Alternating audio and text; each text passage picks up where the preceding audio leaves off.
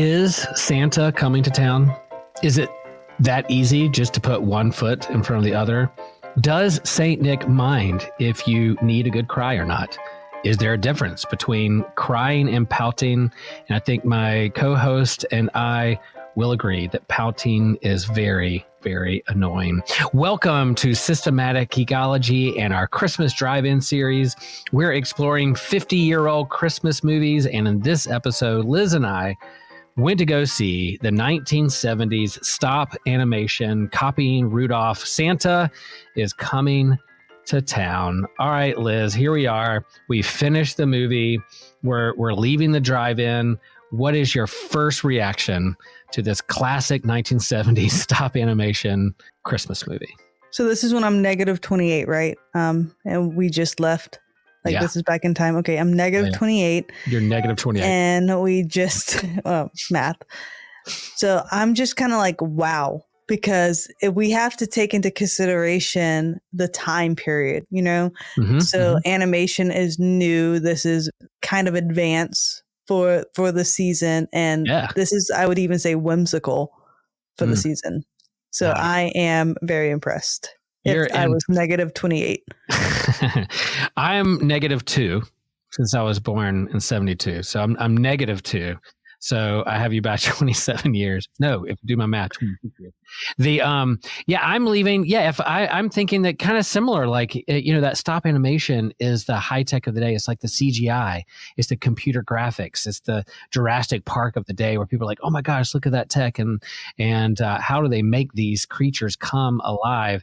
And I'm kind of like, wow, we're leaving the drive-in, and I'm probably have that song Put One Foot in Front of the Other in my head as a jingle. And I'm not sure if I like it or not, but it's stuck in my head for sure. And I didn't know this was a Santa origin story that I needed. But I guess I did need it. I guess I needed a Santa origin story. There's some questions that the kids have that they wrote in letters to Santa, and they're asking questions. We had them all revealed and answered for us. So that's... lots of questions were answered in this movie. Yes, I mean, I like that you said origin story because that is very much the language we would use today. We wouldn't use that language, in the 70s. No. Yeah. But now it's great. Yeah, the movie starts with like a newsreel of like real like black and white people on the news going, "Come in, breaking news, coming at you, everybody! Santa's coming to your town, and you're sending letters, and he can't wait to bring you toys." And some kids start asking questions, and lo and behold, Fred Astaire is like the narrator, and he's commenting and starting off with Santa Claus is coming to town jingle and dancing and answering letters about who Santa is and his origin story. Santa's origin story. How would you, if you had to like summarize this plot in like a sentence or two, like an elevator pitch, what happened in this movie? What's going on here? We learned how Kris Kringle became to be Kris Kringle pretty much. So we got to see all the way from when he was a baby to his adulthood. So usually people just know when you meet someone, when you hear someone, you only know them in that moment, in that season, in that time.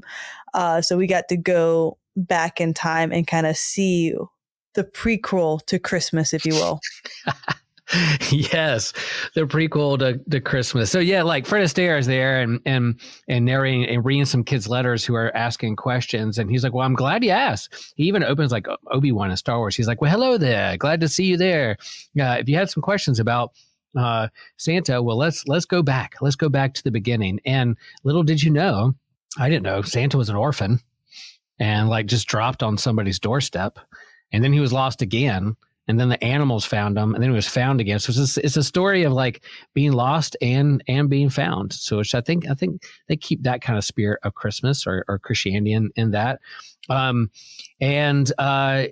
So we get Santa's origin story here. And I will say, like, when I rewatched this, I remember watching this as a kid, and it was definitely one of the specials that came in the rotation of the 1970s rotation of Christmas movies or cartoons that came on TV. And I was a big Rudolph fan, so this kind of came on after it. And Rudolph is 1964. This is 1970s. They might have improved things a little bit, but it's definitely in that same vein, the same kind of, if you want to know Rudolph's origin story and then all right, we have to do Santa's origin story. So that's what's going on here. What were some of your favorite parts in terms of what you learned about Santa in this particular origin story? I don't know if it's all canon, but it definitely, some of this stuff has stuck over time. I mean, I really felt like I needed to know where the red suit came from.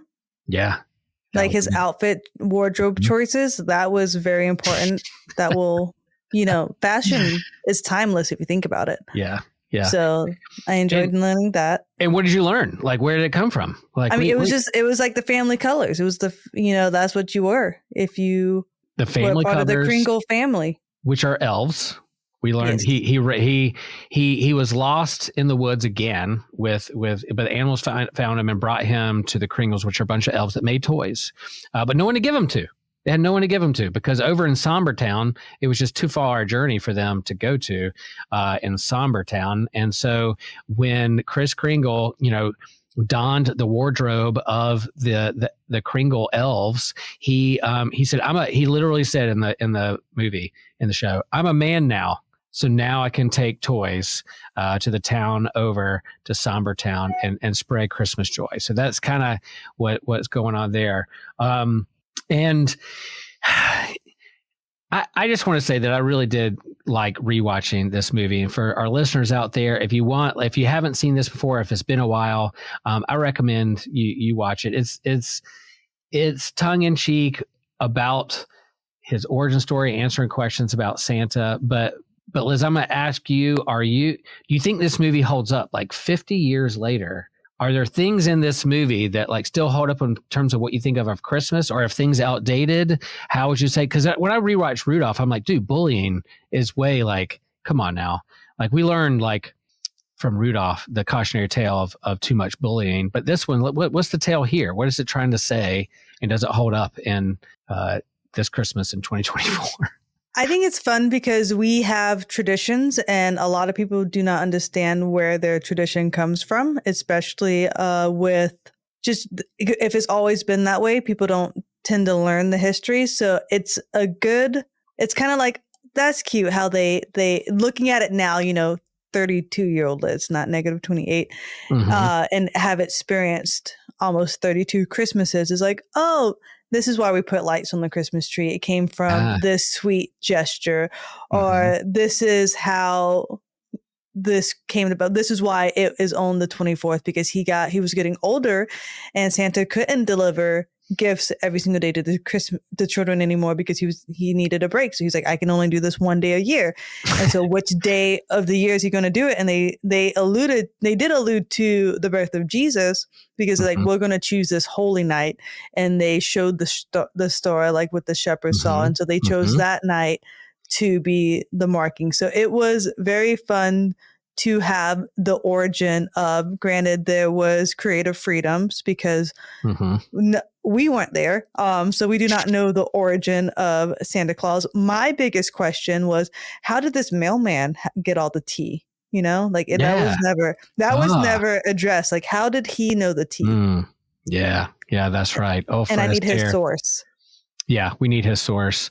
How did he know this story? He's telling this to us, and it was like he was there. He told it so confidently. He didn't say he heard it or this was passed down. So I'm like, are you the wizard? Maybe like, did you get? Yeah, I know. These are the questions I need. Winter Warlock, who he later he likes to be called Mr. Winter rather than Warlock. He's a transformed because he's nice now. He's transformed. Yeah. So yeah, in a similar vein to like the hero's journey of Rudolph, bullied, exiled, find a bunch of misfit friends and a scary abominable snowman who just needs like a tooth fix. He's not really that angry. He just needs a tooth fix. And they come back and they save Christmas. This is the similar thing. You have this hero's journey of an orphan who's placed at like Meisterburger, which is a great name for a villain, this kind of town mayor who's very sad and doesn't want anybody to have toys, placed on his doorstep. I don't want this kid, take him away. And he gets lost, discovered by the Kringles, the elves. They make some toys. He goes off and goes, I'm going to spread this. I'm going to go over to Somber Town. And of course he gets in trouble. He butts his head against the establishment, the empire, the governor, the mayor, Burgermeister, who's just a fantastic villain, outlaws toys, gets arrested.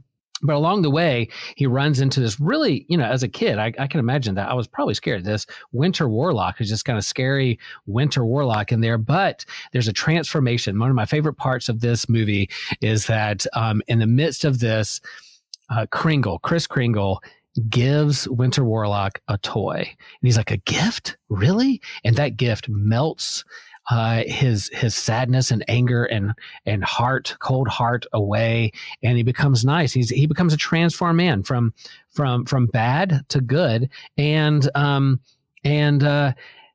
yeah, that what a difference a gift makes, or giving a present to someone can make. So you see this transformation. Maybe that can happen for others. And as they go on, you see how Kris Kringle transforms this town because of the toys and the gifts that they made. In the midst of all these characters, do you have a favorite character that you relate to? One that you really like, Liz? No, nothing stood out. Yeah. What about Popper? Yeah. What about Popper the penguin? The penguin's cool, but like watching it at positive 28 years old, like, of course, I'm sure like negative, well, even like childhood Liz, like when I first saw it, like when I was a child, always been obsessed with romance. So of course I love the little romance in there. Jessica, Mrs. Claus, Jessica, the school teacher who's just trying to take care of her kids.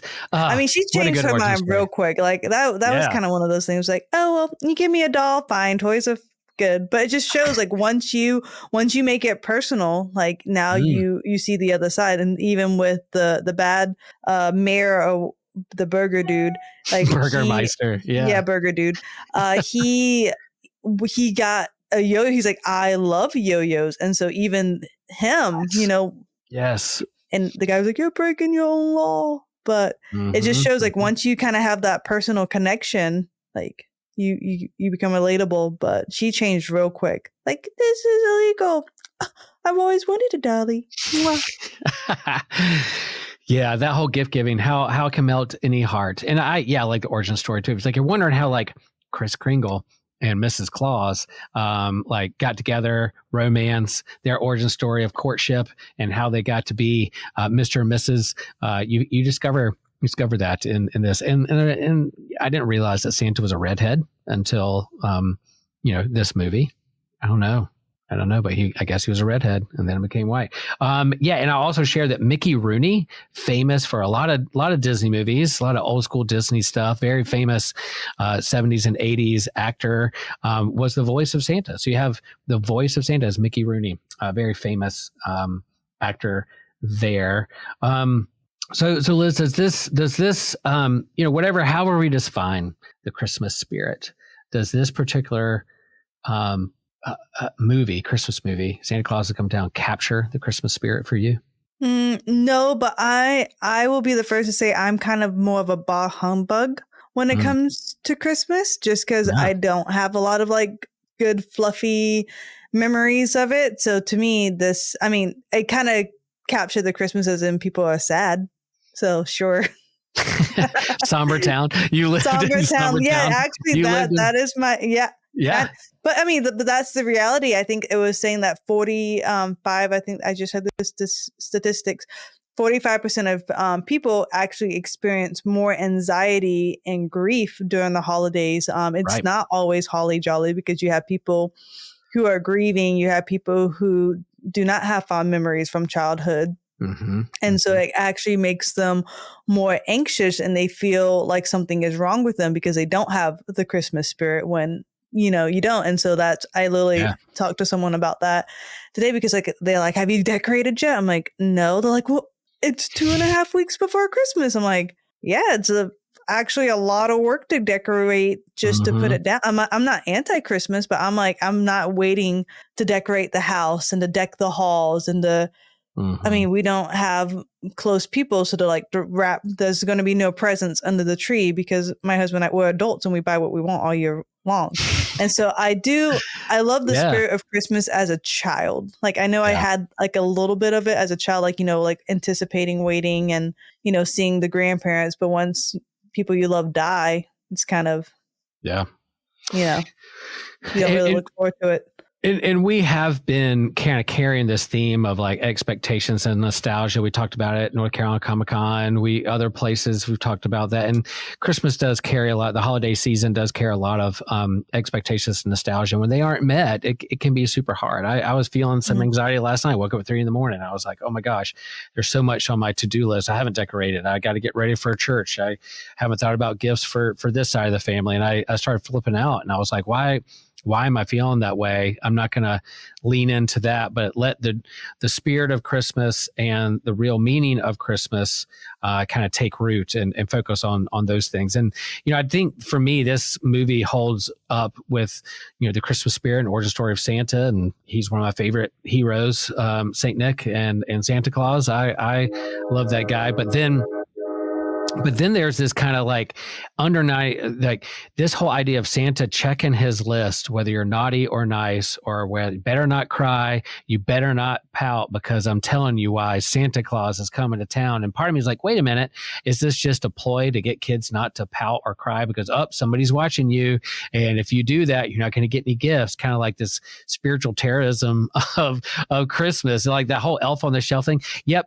People, if you have different things in your house about like Elf on the Shelf or Santa, we don't want to spoil anything. You can pause and listen later without kids. People have different traditions with those kinds of things. And a little bit, I'm going to talk about, Saint Nick, the real Saint Nicholas, who was a saint of the church and those kinds of things, who, yes, lived and is called the wonder worker and gave gifts and all those things. So pause it, no spoiler for kids if kids are around. But there's a lot of traditions around that, and part of me was kind of bump up against that whole idea that like Santa's keeping a list, and if you're not good enough, you're not going to get any presents this year.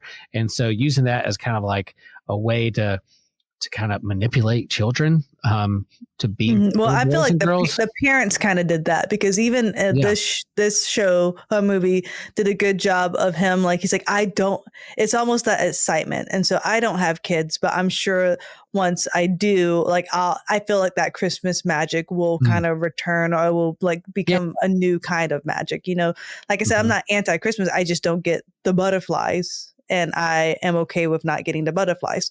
But like, it was more of like, I don't want to miss anyone. I want to make them happy and get them what they want. It wasn't about the naughty and the nice one. And so I feel we ruin things so much. Like we're ruining so many things, but it's fine because Jesus will come and everything will be restored. But it's just want to be, as you were saying, like the parents, they kind of do a little bit of manipulation, but like the whole premise was they wanted to give and bring joy, and that's like the whole premise of the movie.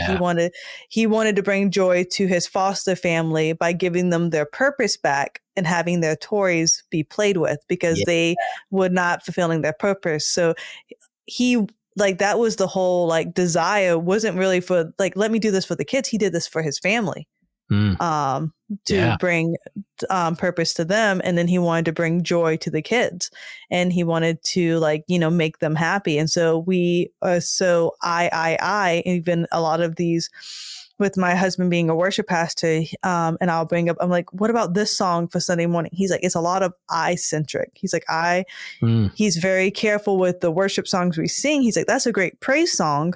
I will give you this, I will give you that. But he's like, it's bringing too much attention on you and what God can do for you. But he's like, he's so intentional with, corporate worship. He's like, I want it all to be about, Lord God, like there's no I. He's like, I want to, like, you are good, you like all of him. And it's like, it really does shift the focus of like, like, instead of like, I will worship, I will praise, I will do this. And it's like, no, Lord, you are good and you are worthy, and it really does like shift that atmosphere of worship. And so even with, the spirit of Christmas is giving and goodwill, we make it about what are you going to do for me? How are you going to fulfill my pleasure and my desires? Like those people who are snarky, is like, there's no I in team, but sometimes you can move the letters around and find a me in there somewhere. But I think like where's the we? And I think sometimes we confuse in pop culture God with Santa, and that God is the one who is keeping a naughty or nice list and won't give you things if you don't act the right way, and is kind of Santa who gives out gifts from the sky, but really we understand, despite ourselves, whether we earned it or not, the gift of Christ was given to us as a free gift. And so that's really what Christmas was about, and the point of Christmas. So I had to reshift my focus from like, all this to-do list, I'm going to make sure I catch up with my expectations and nostalgia, make sure everybody's okay. Or am I going to focus on the true meaning of Christmas, which is the gift of Christ, born for us as a free gift. I didn't have to do anything to earn it. It's given to me freely. And I think if you look at the part of this movie where Kris Kringle, gives gifts to others, and it changes people's attitudes and hearts. And as a free gift, whether it's to Jessica or Winter Warlock or Mr. Winter or Burgermeister, and the children, I think that gift giving is a part of it, as long as it's rooted in understanding what the Lord has given us first. And because God has loved us so much and given that gift, therefore we can give gifts to others. And that's the true meaning of it all. And I really like that aspect of it. But there's little parts I'm like, 50 years ago, there's that whole like Santa's list thing that annoys me a little bit. But the gift giving was special. It was cool. And there's some comedy and there's some good music. It'll stick with you. There's some good songs in here. It's a musical. I would say that I would classify this movie as a musical. Yeah, there's lots of singing. The eyes are kind of like, because I know it's like all how it does. I'm like, man, those eyes are kind of weird. Just because positive 28-year-old Liz. Yeah. And if listeners are caught up because my math may be off, just ignore it. It's fine. Because when I said negative, I forgot whatever. Wait, no, I'm positive 32. I'm already confusing myself. I don't know how old I am. That's right. But yeah, it did being, now I'm like, like it's hard for me to watch, because I don't have the nostalgia feel of it. Right. Mm-hmm. And so I'm like, the eyes are weird. And like when she was singing at the end and like she had like the laden eyelids and stuff, I'm like, that's weird. She looks funny, but like it is what it is. I liked it. I enjoyed it. If I have kids, I will make them watch it because they need to understand the history of Saint Nick. Saint Nick. Yeah. And shifting a little bit from like cultural Kris Kringle and Santa Claus, we'll go into like a little story of Saint Nicholas. And, he's a 3rd century bishop of Myra over there near Turkey. And he's called Saint Nick, the wonder worker, and his feast day is December 6th. So the Orthodox Church, Catholic Church, those who recognize, saints in the church, December 6th is his feast day. So often people will gift give on St. Nicholas Day as well, tradition to remember St. Nicholas. And his story was, yes, he was a wealthy man who had lots of money, but his parents died early. So he was like, what do I do with all this wealth? Well, he gave a lot away. And even the story of putting money into stockings or gifts into stockings was that there was a family whose dad did not have enough money to give for his daughter's dowry, so they maybe couldn't get married. Maybe they had to go into prostitution. Maybe there's some things that weren't going to help, who were not going to, like, these kids are going to be on hard times. So he put money into their stockings that were drying outside. And so when they brought the stockings in, they looked and like, oh, free gold, free money. Who did this? And he anonymously gave these gifts to this family so they wouldn't fall on hard times. So he's a patron saint of sailors, patron saint of brewing beer, patron saint of those who doubt, patron saint of children. So there's a prayer that we pray with our family on Christmas Eve, remembering Saint Nick and the spirit of Santa, and saying, those who are tossed about on the sea of doubt and fear, bring them joy this night. And so there's some good story. Google Saint Nicholas. He's my favorite. My middle name is Nicholas. I didn't know if you knew that, Liz. William Nicholas Rose III.